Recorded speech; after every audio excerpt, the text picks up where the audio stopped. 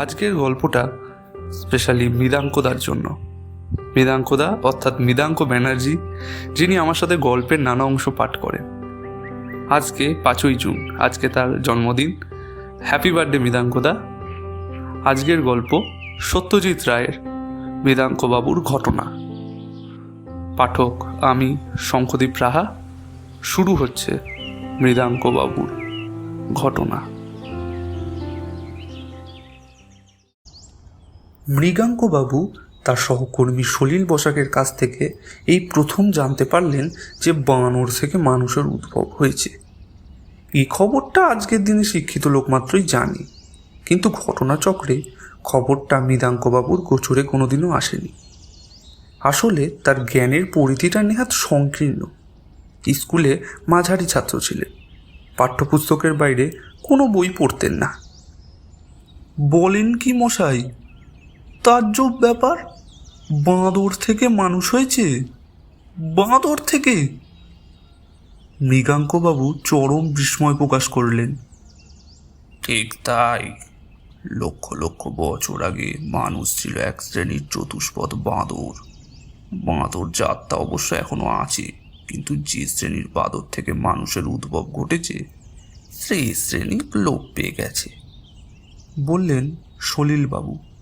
মৃগাঙ্কবাবু এবং সলিলবাবু দুজনেই হার্ডিচ ইন্ডিয়া কোম্পানিতে কেরানিগিরি করেন। মৃগাঙ্কবাবুর 22 বছর হলো কাজ করছেন, আর সলিলবাবুর 15। দুজনেই পাশাপাশি টেবিলে বসেন, তাই একটা বন্ধুত্ব গড়ে উঠেছে। না হলে মৃগাঙ্কবাবু মোটেই মিশুকে লোক নন। বানর থেকে মানুষ হওয়ার খবরটা মৃগাঙ্কবাবুর মনে গভীরভাবে রেখাপাত করল।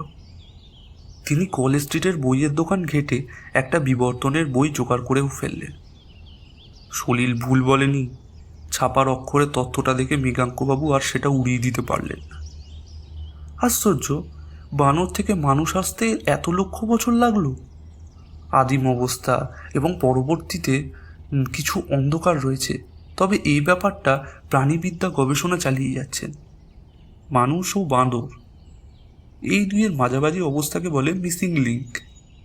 কিন্তু এতেই মৃগাঙ্কবাবুর আশ মিটল না। তিনি প্রথমে জাদুঘর গেলেন আদিম মানুষের মূর্তি ও তার হাড়গোড় দেখতে। দেখে বুঝলেন যে আদিম মানুষ দ্বিপদীয় ছিল এবং মানুষের চেহারার সঙ্গে বাদরের চেহারার এক অদ্ভুত মিল ছিল।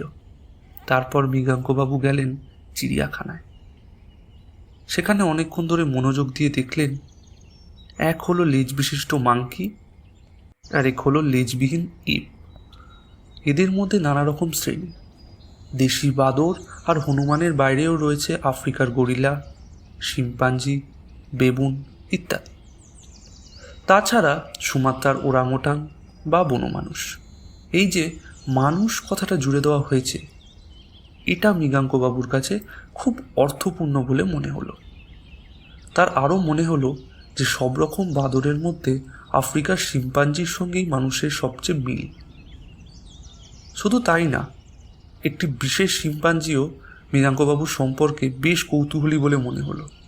বারবার তার দিকে চাওয়া, এগিয়ে এসে খাঁচার শিক ধরে দাঁড়িয়ে তার দিকে চেয়ে মুখভঙ্গি করা, এমনকি দাঁত বার করে হাসা পর্যন্ত।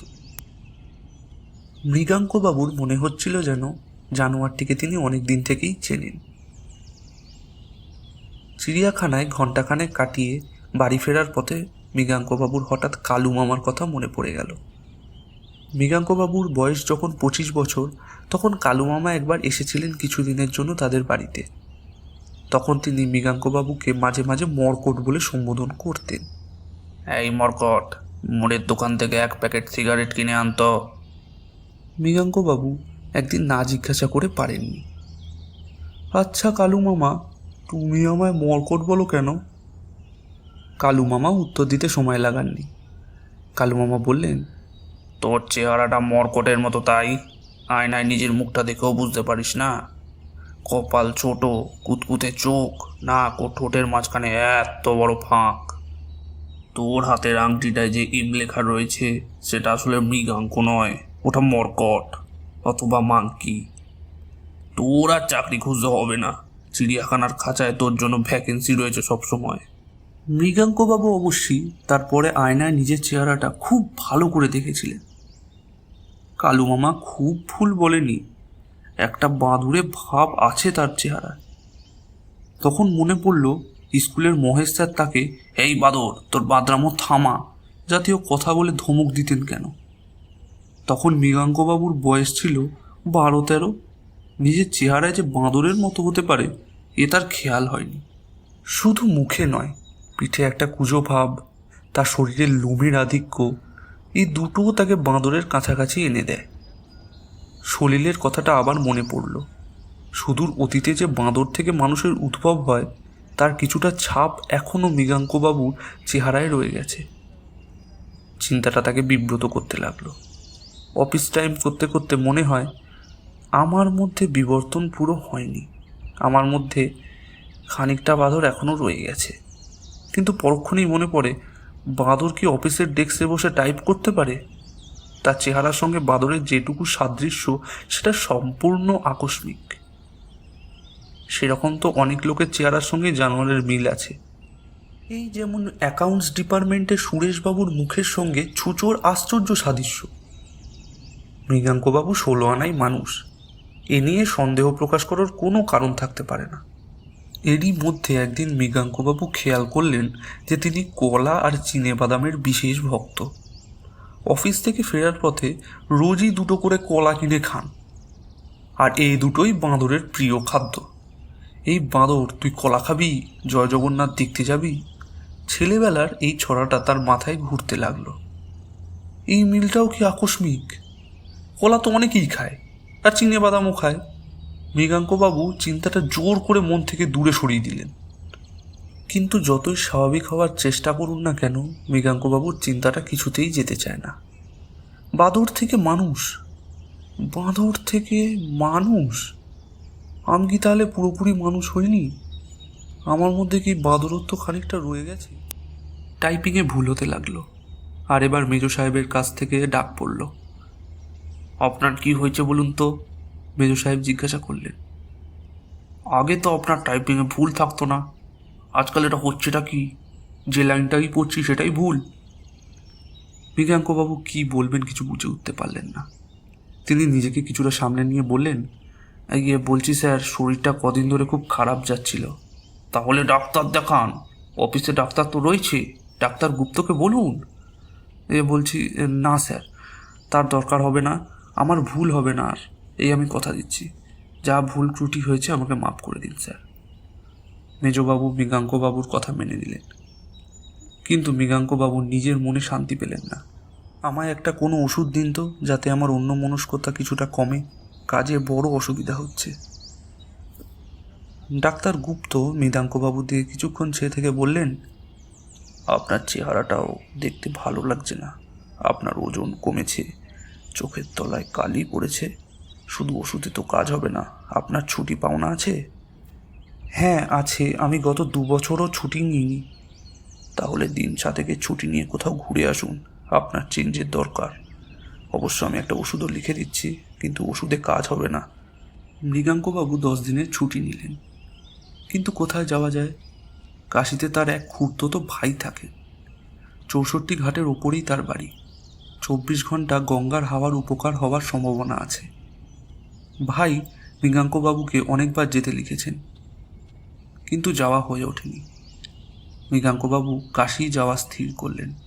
কাশিতে যে চতুর্দিকে এত বাঁদর, সেটা মৃগাঙ্কবাবুর খেয়াল ছিল না। রাস্তাঘাটে, বাড়ির ছাদে, গাছের ডালে, মন্দিরের গায়ে সর্বত্র বাঁদর। ভাই নীলরতনকে বলতে তিনি বললেন, এখানে কি বাঁদর দেখেছেন? চলুন আপনাকে দুর্গাবাড়ি দেখিয়ে আনি, বাঁদর কাকে বলে বুঝতে পারবেন। ভাইয়ের সঙ্গে দুর্গাবাড়িতে গিয়ে মৃগাঙ্কবাবুর চক্ষু চরকগাছ হয়ে গেল। ফটক থেকে চত্বরে ঢুকতেই 50-60টা বাঁদর এদিক থেকে ওদিক গড়াগড়ি খেতে লাগলো। তাদের কিচিরমিচির শব্দে কান পাতা যায় না। দাঁড়ান, চিনেবাদাম কিনে আনি, বললেন নীলরতন। আশ্চর্য, এই যে বাঁদরের মধ্যে পড়েও মৃগাঙ্কবাবুর অস্বস্তি লাগছিল না। এসব বাঁদর যেন সকলেই তার চেনা। অনেকদিন পরে বহু আপনজনের মধ্যে এসে পড়েছেন তিনি। মৃগাঙ্কবাবু দুর্গাবাড়িতে গিয়েছিলেন কাশি আসার 3 দিন পরে। পঞ্চম দিন তিনি প্রথম অনুভব করলেন যে তিনি কথা বলার সময় তাকে বারবার ইয়ে বলতে হচ্ছে। অতি সহজ সাধারণ বাংলা কথাও তিনি ভুলে যাচ্ছেন। নীলরতন শুধু বলেছেন, মৃগাঙ্কদা, আজ দশাশ্রমের ঘাটে ভালো কীর্তন আছে, আমি অফিস থেকে ফিরে তোমায় নিয়ে যাব। নীলরতন একটা ব্যাংকে চাকরি করেন। মৃগাঙ্কবাবুর কানে কীর্তন কথাটাও কেমন জানি অচেনা মনে হলো।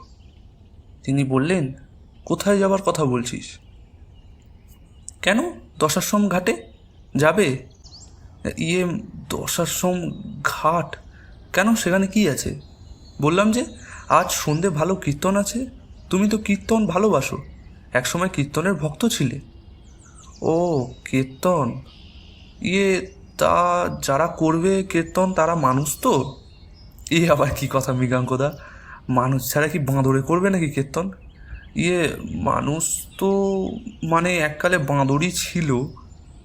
যা, তুমি বড় বাজে বাজে বকছো মৃগাঙ্কদা, এই ধরনের রসিকতা আমার ভালো লাগে না। আমি অফিস চললাম, 5:30টায় এসে তোমাকে নিয়ে যাব। সন্ধে নীলরতনের সঙ্গে কীর্তন শুনতে গিয়ে মৃগাঙ্কবাবু একটা আশ্চর্য জিনিস অনুভব করলেন। তার বারবার মনে হতে লাগলো যেন বাঁদরের দলই খোল করতাল বাজিয়ে গান গাইছে। এই এক অদ্ভুত অভিজ্ঞতা। কীর্তন থেকে ফিরে এসে খাওয়া দাওয়া সেরে নীলরতন বললেন যে তার একবার মাধববাবুর কাছে যেতে হবে বাঙালি টোলায়। 8 ঘন্টার মধ্যেই ঘুরে আসছে মৃগাঙ্কদা, আমার হোমিওপ্যাথিক ওষুধটা ফুরিয়ে গেছে। উনি ডাক্তার, নিজেই ওষুধ বানিয়ে দেন। নীলরতন চলে যাওয়ার পর মৃগাঙ্কবাবু বুঝতে পারলেন যে তার একবার বাঁদরের মতো হেঁটে দেখতে ইচ্ছা করছে। খাটের পাশে মেঝের উপর উপুর হয়ে সামনের হাত দুটোকে পায়ের মতো ব্যবহার করে মৃগাঙ্কবাবু ঘরে কয়েকটা চক্কর মারলেন। 12 চক্কর খাওয়ার পর ঘরের দরজায় চোখ পড়তেই দেখলেন নীলরতনের চাকর রামলাল চোখ ছানা বড়া করে মুখ হাঁ করে চৌকাঠের ঠিক বাইরে দাঁড়িয়ে আছে। মৃগাঙ্কবাবু দাঁড়িয়ে বললেন, তারপর রামলালের দিকে চেয়ে বললেন, ইয়ে ইয়ে এত অবাক হওয়ার কি আছে? কাশিতে থাকিস আর বাদর দেখিসনি কখনো?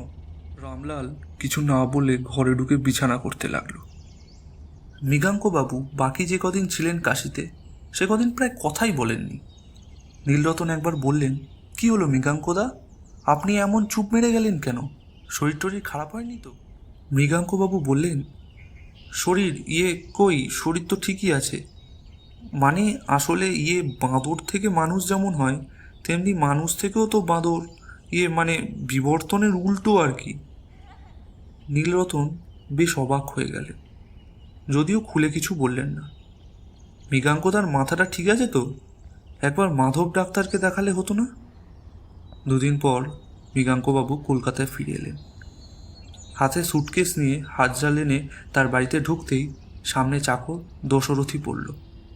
পূর্ণ চাকর এক গাল হেসে বললেন, বাবু ফিরেছেন, সব মঙ্গল তো? মৃগাঙ্কবাবু বললেন, হুপ। দশরথী হো হো করে হেসে উঠে বলল, কাশিতে খুব বাঁদর না বাবু, আমি একবার গেছিলাম ছেলেবেলায়। মৃগাঙ্কবাবু বললেন, হুপ। এই ঘটনার 4 দিন পরে কলকাতার সব খবরের কাগজেই খবরটা বেরোলো।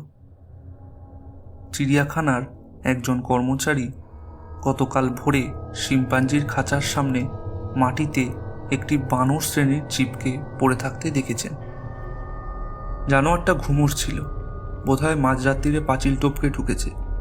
চিড়িয়াখানার সুপারিনটেন্ডেন্ট জানিয়েছেন, এই শ্রেণীর বানর আগে দেখা যায়নি।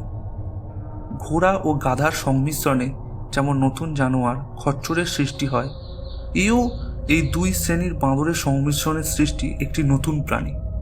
প্রাণীটি বেঁচে আছে এবং বাদরের মতোই হুপ হাপ কিচিরমিচির শব্দ করছে।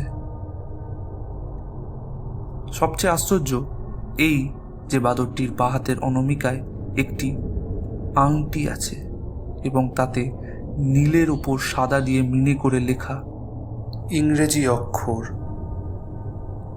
M।